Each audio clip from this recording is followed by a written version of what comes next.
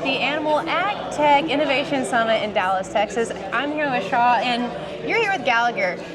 Now, Gallagher's been a company that has been around for a while. Y'all have probably recognized the very nostalgic and well-known orange, but this is a new product that I've never seen before, so let's talk about this. It is. So Gallagher's actually been around for 86 years. So just a little while. Yeah, just a little while. And for those who aren't familiar, Gallagher was actually the inventor of the electric fence. Interesting. 86 years ago. I did not know that. Yeah, and so obviously we are a well-known brand around the world in terms of animal management, and this is the latest version of that type of technology. So Gallagher remains family-owned, so privately owned, based out of New Zealand. We're in Australia and also North America. We have a large distribution warehouse in Kansas City, which is where I'm enjoying living, which is fantastic. And my role is really looking after the eShepard product here in the USA and Canada. So it's been a very interesting ride. Ranching and farming in this part of the world is different from where I'm from, but it doesn't mean that it doesn't come with lots of opportunity and also challenges. So I think at a really, really high level, and maybe you've picked up on this as well, that one of the veins running through this event is that we all need technology to carry on doing what we're doing, to stay profitable and happy as well, which is a really important thing, but labour is becoming a real constraint, right? So how do we use whatever technology for whatever role so that we can carry on doing what we're doing? So fencing is a great technology, but it does require someone to go out there and shift that poly wire or check that the electricity is still working and things like that. So one of the great advantages about virtual fencing is that we can put a device like this on a cow, and then we can manage this remotely, potentially from the kitchen table. Wow. Which sounds ridiculous, but that is what our customers are doing. This is the future. And so let's talk about this product a little bit. So you have solar panels. I'm assuming that's what that is on either side, right? That's correct. So a solar panel on both sides, yep. And then this just goes right over, and awesome. That's right. And so that gets suspended over the animal's neck. The chains coming from the top of the device is the part that delivers the pulse or the shock. But the pulse is, we don't use it all the time. It's only really used if we need it. They also emit an audio tone. And actually, once an animal is trained, they are largely just responding to the audio tone. So we really don't use the pulse that much at all. Interesting. And then the top strap is actually designed to break. So if you are in a wooded area or something like that and the animal does get caught on a tree, it will actually break and allow this to fall onto the ground. Very nice. So, and I'm assuming because this is using geofencing that you can locate this. Absolutely. Well. So what happens is it falls on the ground. One of the solar panels is always pointing to the sun, so it's going to continue to say, "Here I am, come and get me." Wonderful. Yep. Now, what is the battery life on this when you do not have sun? When you do not have sun, so we're assuming we're putting it in a cupboard, it will last for a week. Okay.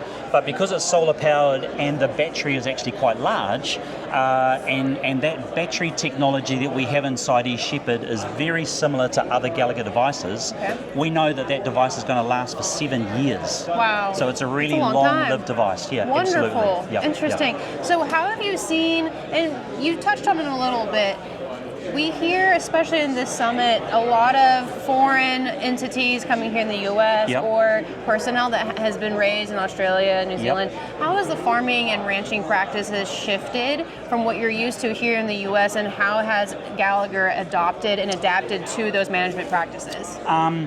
One really big difference, and at the moment, and you'll be hearing it at this event, that there is this theme called regenerative agriculture, and in amongst that, this form of grazing called rotational grazing. Right. For me, as a New Zealander coming to the United States, it seems to be a relatively new thing. I mean, I know that rotational grazing has been discussed and there's people using it, but as a common practice, it's relatively new. New Zealand, after the Second World War, to be honest, they had a ballot system. They chopped up lots of land, and we adopted rotational grazing decades ago. Okay. So that's where Gallagher was so important, because we subdivided all of these really large paddocks up into much smaller ones, which meant that we were able to rotate. So You would notice that our pasture species on the land are very, very different. They're very uniform. We don't tend to have lots of native grasses and shrubbery that you do. So yeah, the grazing practices are quite different in the Southern Hemisphere. I understand. Well, and you talk about shrubbery. If you want to take some of your mesquite home with you and create probably a third world war, you are more than welcome to do that. And we'll trade you our blackberry. You can have it. No, that stuff's even worse. I'll take the mesquite. So we're talking about technology into the future of ag production here, not only domestically but internationally, and how all of these, as we see probably with our trade discussions, it's a hot topic across the world, and we're all connecting, and we really rely on each other for production.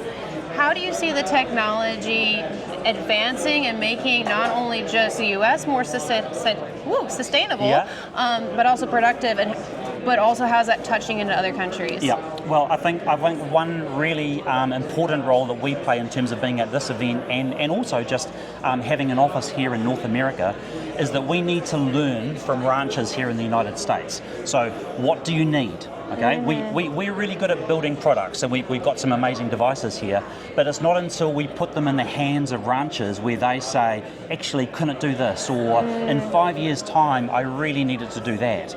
So in terms of understanding where we need to be in the future from a productive and sustainability point of view, we're learning all the time, and we really rely on our customers for that level of feedback. So look, New Zealand especially is a very small place at the bottom of the Pacific, and it's a privilege being here in the United States, but you guys, I'm going to say that you guys can't do without our products, and we can't do without you as well. So it is a really great relationship. That's beautiful. Well, and that was going to be something I wanted to ask you about, is you talk about the pain points of the customers base here in the United States.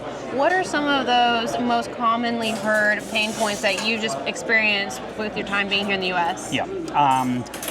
I would say, they're quite varied, and I think that's one of the amazing things with eShepard is that it's a versatile tool. Labour is absolutely a constraint. So how do we shift animals or adopt rotational grazing if we literally don't have the manpower or woman power on the ground? So that's a constraint. The cost of fencing. Okay, so that's, costs of things, especially at the moment. Costs are rising for materials that are coming into the United States. Even if you can get the materials, then it's labour. Where are the fences? They're becoming a little bit like hen's teeth, really quite rare. Then there would be other things in the northwest and also up in Canada around forest fires, where fires are just decimating fencing and there's literally nothing left. Right. And yet we still have cattle that need to graze. So how are we going to contain them? Another big one is wellness. I would say that technologies like this are allowing ranchers and their families to actually spend more time together. So quality of life is improving. I'm going to say that every week we have a call with a customer who just says, this has literally transformed my life. So that's wonderful as well.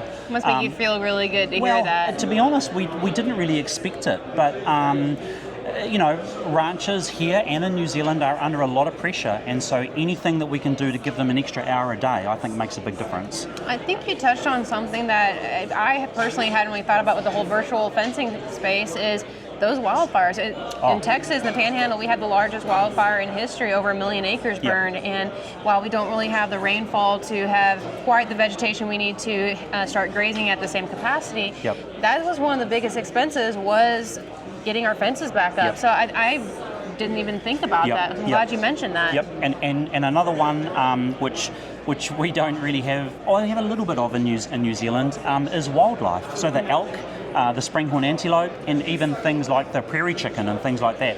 How do we protect those environments? So fences are obviously a barrier to elk and also moose up in Alaska. A great story from a community of customers up in just out of Anchorage, where they say they wake up in the morning, They take out their good Gallagher polywire systems and they put them up to contain their cows, and by the afternoon the moose have gone through and destroyed them. So they're spending a whole lot of money just having to replace polywire systems. So with virtual fencing, there literally is no barrier to the moose or the elk. They can just wander through, and yet cattle are still contained.